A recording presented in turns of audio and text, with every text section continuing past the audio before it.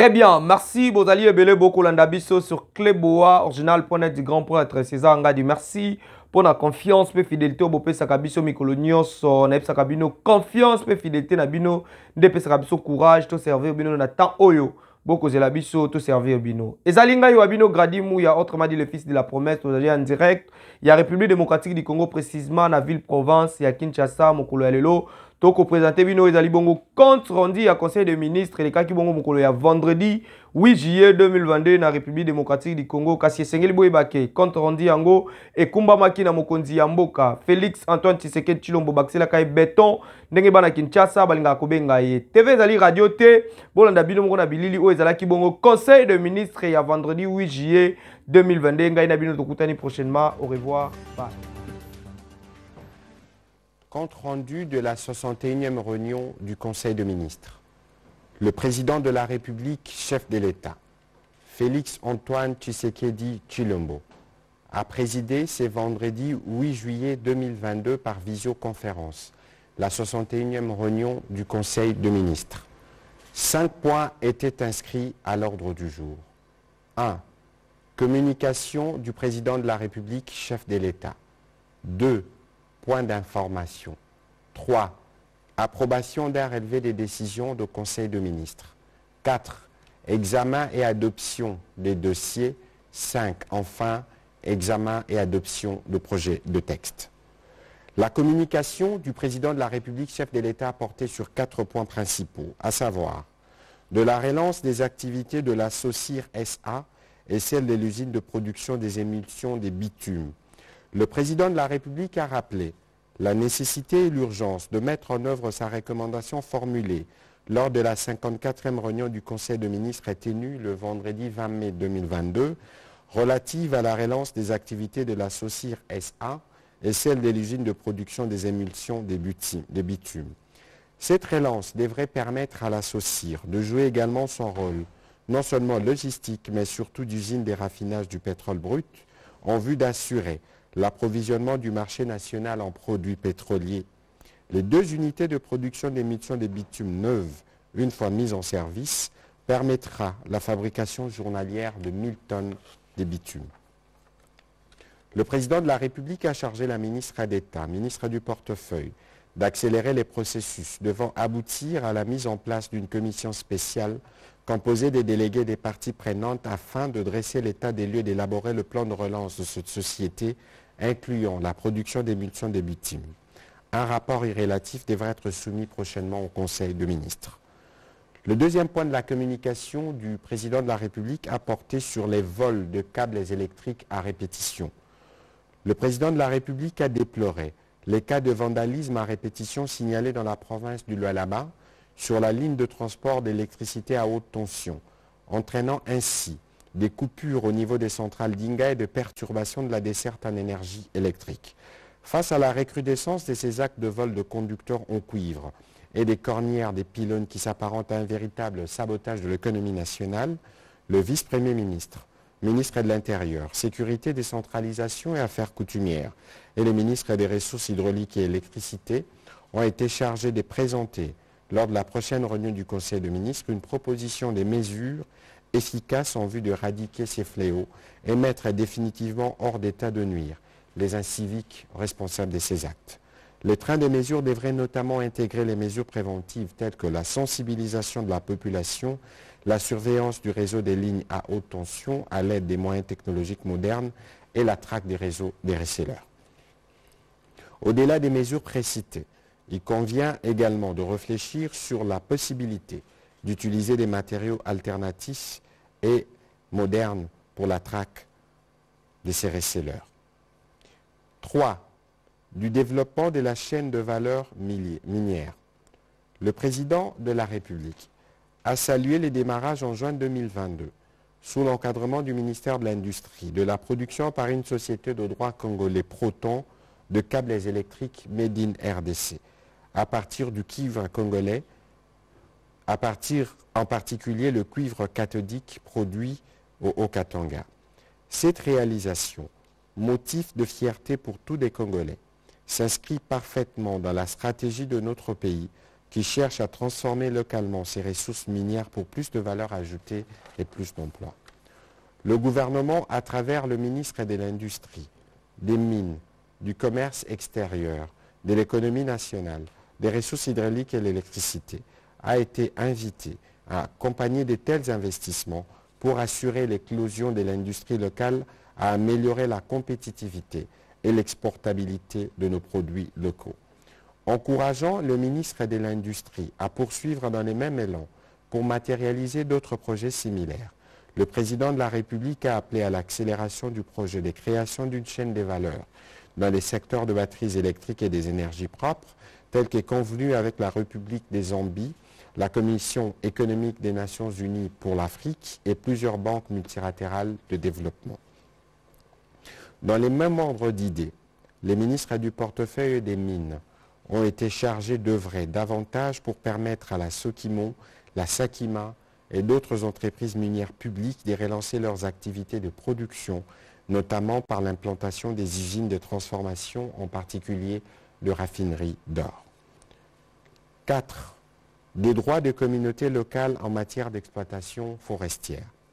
Pour garantir les intérêts de populations vivant dans des zones forestières, le PNS2 a prévu l'établissement d'espaces des forêts sécurisés de communautés locales encadrées par le Code forestier. Ce secteur est l'un des moteurs de l'économie rurale et une source non négligeable des revenus de plusieurs millions de Congolais. Cependant, a déploré le président de la République, il s'observe une situation inquiétante où des mesures conservatoires ont été prises, perturbant les activités de certaines communautés et entrepreneurs dont l'impact se fait ressentir de manière négative. L'exploitation artisanale du bois étant réglementée par la loi, il a été rappelé l'obligation d'assurer plutôt des mesures d'encadrement idoines en lieu et place d'une totale privation de sources des revenus à nos compatriotes. Conformément aux dispositions du décret numéro 14/018 du 2 août 2014, fixant les modalités d'attribution de concessions forestières aux communautés locales, spécifiquement en ces articles 3, 4, 5, 15 et 18, les autorités provinciales des zones concernées ont été invitées à s'acquitter diligemment de leurs obligations légales en la matière. Ces mesures permettront de prévenir les abus et fraudes liés à l'exploitation artisanale, assurer à nos populations la pleine jouissance des ressources naturelles et favoriser une gestion durable de nos forêts. Le vice-premier ministre, ministre de l'Intérieur, décentralisation et sécurité, a été chargé de s'assurer de la bonne exécution des prérogatives dévolues au gouverneur de province en matière de gestion forestière, et ce, en harmonie avec la vice-première ministre en charge de l'environnement et développement durable. Le président de la République a insisté sur la nécessité d'accélérer l'amélioration de la traçabilité du bois ainsi que la mise en place des partenariats pour assurer une transformation locale totale de notre bois au profit de nos populations.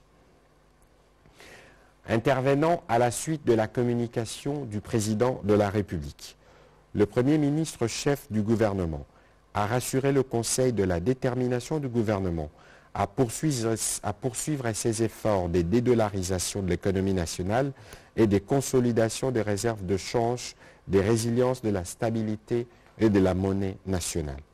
Dans cette perspective, il est envisagé, au terme de la dernière réunion du comité de conjoncture, un dispositif de plafonnement des dépenses à payer en monnaie étrangère pour des institutions publiques et à privilégier les dépenses en monnaie nationale.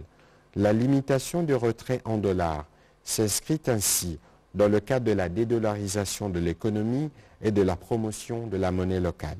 Le ministre d'État, ministre du Budget, le ministre des Finances et la gouverneure de la Banque centrale du Congo œuvrent chacun en ce qui le concerne à prendre les dispositions requises pour l'exécution de cette mesure.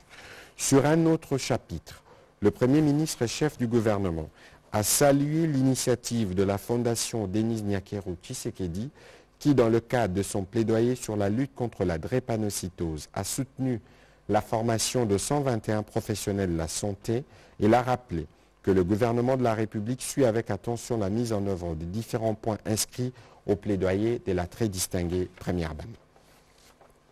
Dans cette perspective, il est prévu le renforcement des capacités des centres existants et la mise en place d'un centre de coordination en vue de la prise en charge nationale de la drépanocytose. Il sera procédé à cet effet sous l'initiative du ministère de la Recherche scientifique et Innovation technologique à la réhabilitation du Centre de médecine mixte et d'anémie SS, CMMASS de Kinshasa-Kalamu, communément appelé Centre Mabanga. Deuxième chapitre du Conseil de ministres de ce jour relatif au point d'information. Le vice-premier ministre, ministre de l'Intérieur, Sécurité, décentralisation et affaires coutumières, a informé le Conseil de l'État du territoire national, qui reste dominé par la poursuite des opérations militaires à l'est de la République démocratique du Congo pour anéantir la capacité des nuisances de groupes terroristes et autres forces négatives. L'état d'esprit de la population a été marqué cette semaine par la tenue de la tripartite Angola, République démocratique du Congo, Luanda, le 6 juillet 2022, la poursuite des hostilités entre notre armée et les terroristes du M23 appuyés par le Rwanda dans les territoires du Rutshuru en province du Nord Kivu, et des réactions en sens divers globalement déplorables à la suite de l'adoption de la résolution du Conseil de sécurité réduisant l'embargo contre les armes en République, reconduisant plutôt l'embargo contre les armes en République démocratique du Congo. Au plan politique, le vice-premier ministre, ministre de l'Intérieur, Sécurité, décentralisation et affaires coutumières, a fait état de la dégradation du climat politique dans certaines provinces qui ont récemment connu les élections des gouverneurs et ou vice-gouverneurs, notamment la Chopo, la Mongala, le Tanganyika où la confusion règne au sein des assemblées provinciales et dans certains cas, les décisions des justices sont à la base du blocage du processus d'investiture de gouverneurs de province nouvellement élus. Concernant la province de Tanganyika en particulier, il a exprimé sa désapprobation au regard des attitudes frisant le mépris et la subordination affichées par le bureau d'âge mis en place par quelques élus qui ont catégoriquement refusé de répondre positivement à son message du 23 juin 2022, au terme duquel ils étaient invités à Kinshasa pour consultation, les séances plénières devant être suspendues à cause des sérieuses menaces et troubles à l'ordre public.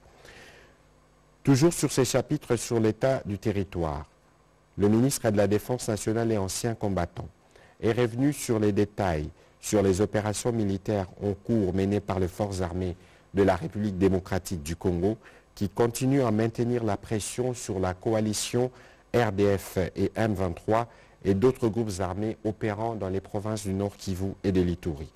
Il a également fait mention de la poursuite en dépit de la résistance de l'ennemi des opérations conjointes par les FARDC et l'armée ougandaise qui reprennent jour après jour de positions jadis occupées par des ADF MTM ainsi que d'autres groupes armés, cas du bastion des LOC. Il a été aussi fait mention des derniers massacres, notamment celui des Loumé, où une dizaine de compatriotes ont perdu la vie. Des enquêtes ont été diligentées et nos forces armées sont sur le trousse de ceux qui ont perpétré ces massacres. Toujours sur ces chapitres d'information, évolution de la situation de l'épidémie à Covid-19. La vice-ministre de la Santé publique, Hygiène et Prévention a présenté la situation générale de la pandémie en Covid-19 en République démocratique du Congo. Elle demeure stable et contrôlée sur l'ensemble du pays. Elle a signalé qu'une diminution de cas de Covid-19 est observée dans les pays depuis 4 semaines consécutives et l'épicentre de la pandémie reste la ville-province de Kinshasa. Malgré cette baisse qui se consolide davantage, le gouvernement invite la population à faire preuve de la vigilance et à observer les mesures barrières et accéder à la vaccination pour éviter une prochaine vague ou minimiser son impact au cas où elle surviendrait. Aussi renforce-t-il les dispositifs de contrôle sanitaire à nos frontières, déploie plus de postes de vaccination et intensifie le dépistage. Complétant la vice-ministre de la Santé publique, Hygiène et Prévention, spécifiquement sur les discussions qui ont eu lieu récemment avec les organisations syndicales des médecins et non-médecins. Le vice-premier ministre, ministre de la Fonction publique, modernisation de l'administration et innovation du service public, ayant coordonné les travaux des Bibois, a indiqué avoir exprimé au seul syndicat gréviste sur les 3 syndicats des médecins le ferme engagement du gouvernement d'aligner tous les 1674 médecins restants au 4e trimestre au même moment que 3000 infirmiers et 6000 professionnels de santé, administratifs et autres catégories bien souvent marginalisées, à l'instar de médecins vétérinaires. Il a précisé avoir informé les responsables de ces syndicats que la pression subie par l'enveloppe salariale au 3e trimestre, notamment avec les augmentations de paye des fonctionnaires, des policiers, des militaires au front, n'a permis l'alignement de primes qu'à partir du 4e trimestre. Il en est de même des allocations logement et transport qui devront faire l'objet d'un atelier spécifique aux fins de leur intégration dans le budget 2023. Toutefois, il a réaffirmé la disponibilité du gouvernement de poursuivre les dialogues avec ces syndicats. Le Conseil de ministres en a pris acte.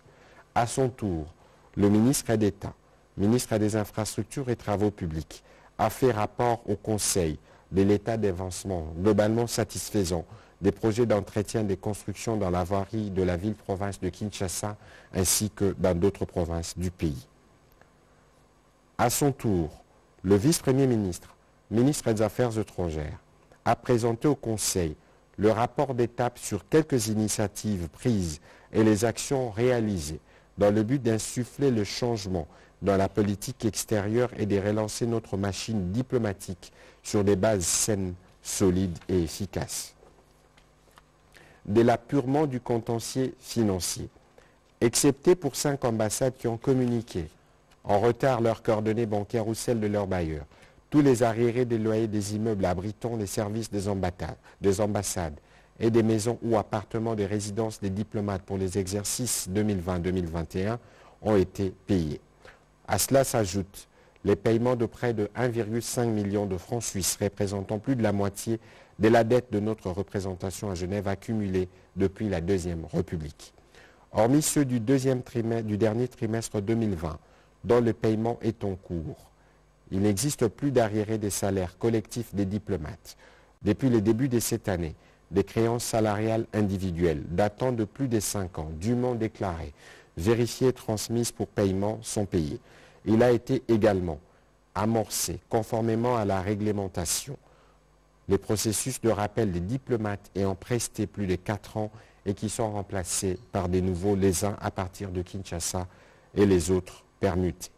De l'apurement progressif de cotisations dues aux organisations internationales. Ces arriérés auront coûté au Trésor public un montant de 26,627 millions de dollars. De l'amélioration de conditions de travail dans nos ambassades. Un contrat de fourniture de véhicules à toutes nos ambassades a été conclu dans le respect strict de la loi sur le marché public. Les 13 premières ambassades recevront chacune, selon le plan de livraison 2022, au moins 3 véhicules. Les processus de réhabilitation et de réflexion des chancelleries et autres résidences ont aussi été lancés.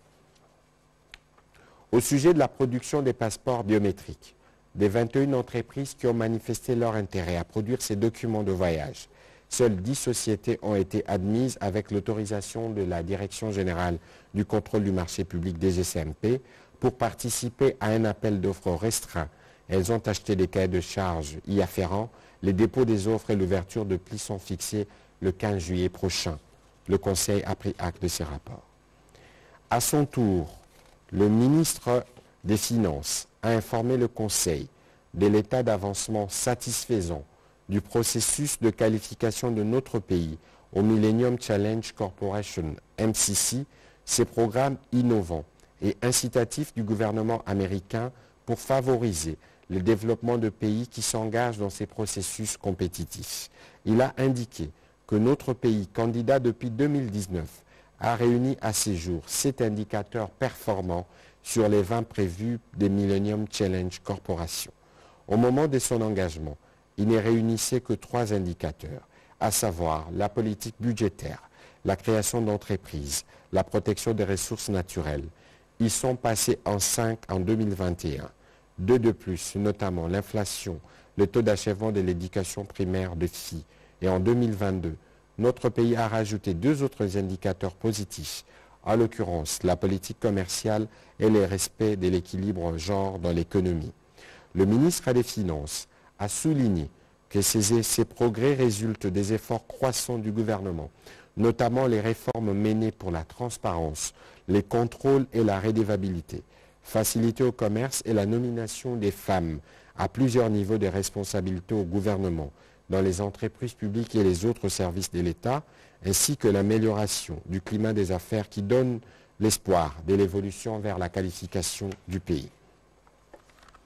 La tenue des états généraux de la communication et des médias, ainsi que la mise en œuvre en cours des recommandations irrelatives, ont aussi contribué à enregistrer de progrès pour ce qui concerne le critère sur l'exercice de la liberté d'expression.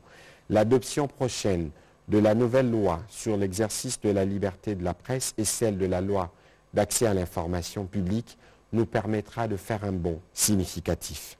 Cette avancée renforce l'espoir de qualification grâce à la volonté politique affichée par le gouvernement qui n'hésite pas à engager les pays dans ces processus à travers de réformes structurelles courageuses de changement. Il a conclu en insistant sur le fait que la satisfaction de notre pays à ces processus entraînera l'octroi d'une importante subvention financière pour construire des infrastructures afin de créer de nouvelles opportunités de développement et de réduction de la pauvreté. Un programme compact MCC consacrera une victoire et une percée politique et diplomatique qui attirera l'attention des investisseurs privés de venir en République démocratique du Congo. La prochaine étape consistera en la publication des assignations détaillées aux différents ministères pour accélérer le processus. Le Conseil a pris acte de ce rapport. À son tour, la ministre du Genre, Famille et Enfants a, pour sa part, présenté au Conseil le projet de mise en place de la cellule technique pour la mise en œuvre de l'agenda de la République démocratique du Congo sur la masculinité positive. Elle a motivé la nécessité pour notre pays de réunir une équipe d'experts de ministères sectoriels concernés afin d'accompagner le mandat du président de la République, chef de l'État, en tant que champion de l'Union africaine pour la promotion du programme de la masculinité positive. Cette cellule technique à mettre en place par décret du Premier ministre mettra en œuvre l'agenda congolais, dont les objectifs visent notamment à faire la promotion et l'enracinement du programme de masculinité positive et à organiser la sensibilisation et la pédagogie de la déclaration de Kinshasa afin de s'assurer de la compréhension par tous les pays africains de ce nouveau concept. Elle a fini par dévoiler le projet de calendrier d'activités réalisé au cours de ce second semestre tant au niveau national que continental. Le Conseil a pris acte de ce rapport. Troisième chapitre du Conseil de ministres de ce jour, relatif à l'approbation d'un relevé des décisions de Conseil de ministres. Le gouvernement a adopté le relevé des décisions prises lors de la 60e réunion du Conseil de ministres tenue le vendredi 1er juillet 2022. Au quatrième chapitre du Conseil de ministres de ce jour, relatif à l'examen et à l'adoption des dossiers, 4 dossiers, la ministre d'État, ministre de la Justice et garde de Sceaux, a fait l'économie du projet de délocalisation de la prison centrale de Goma, mieux connue sous la dénomination de prison de Munzenze. Elle a indiqué que ce projet prévoit le recours aux mécanismes de financement par des particuliers, avec cette spécificité que les bâtiments et les équipements sous-jacents de l'actuelle prison centrale de Goma feront l'objet d'un échange à terme contre une nouvelle prison conforme aux standards internationaux. De manière précise, la construction de cette nouvelle prison, d'une capacité d'accueil de 3500 pensionnaires, devra se faire sur une étendue de près de 15 hectares, outre le bâtiment servant de lieu de repos des prisonniers, des aires de jeu d'apprentissage de métiers, des espaces dédiés aux travaux champêtres en vue d'assurer l'autonomie de cet établissement pénitentiaire. Durant ces travaux de construction, l'État congolais ne déboursera absolument rien pour l'exécution du contrat de droit privé qu'il engagera avec une société de droit congolais qui a déjà construit 2 autres prisons, à savoir celle de Rutshuru dans le nord Kivu et celle de Fizi dans le sud Kivu. Après débat et délibération, le Conseil a adopté ces dossiers. Deuxième dossier relatif à l'assainissement du climat des affaires. Le ministre du Commerce extérieur, dans le cadre de la réforme gouvernementale sur l'assainissement du climat des affaires, a indiqué que l'une des missions qui lui a été assignée est l'identification des prélèvements arbitraires en vue de la rationalisation des taxes à l'importation et à l'exportation et la réduction de coûts et des délais.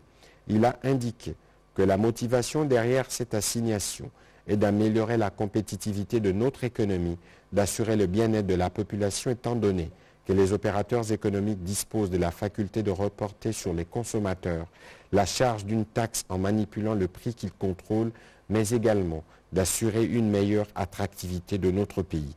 En exécution de cette action, la Fédération des entreprises du Congo a dressé à son attention une liste de 67 prélèvements qu'elle a qualifiés d'arbitraires, d'excessifs, d'inopportuns ou sans fondement, réclamés par les services de l'État à l'occasion des opérations d'importation et d'exportation de biens.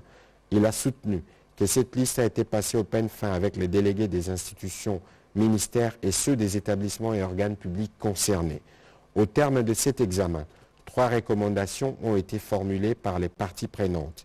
Il s'agit respectivement de la suppression pure et simple de 14 perceptions, du rabattement de 20 perceptions en vue d'alléger tant soit peu les charges des opérateurs économiques tout en maintenant des équilibres financiers des structures bénéficiaires ayant une mission d'utilité publique, le maintien de 33 autres prélèvements. Des mesures d'accompagnement seront prises pour accompagner la mise en œuvre de ces recommandations. Après débat et délibération, ce dossier a été adopté.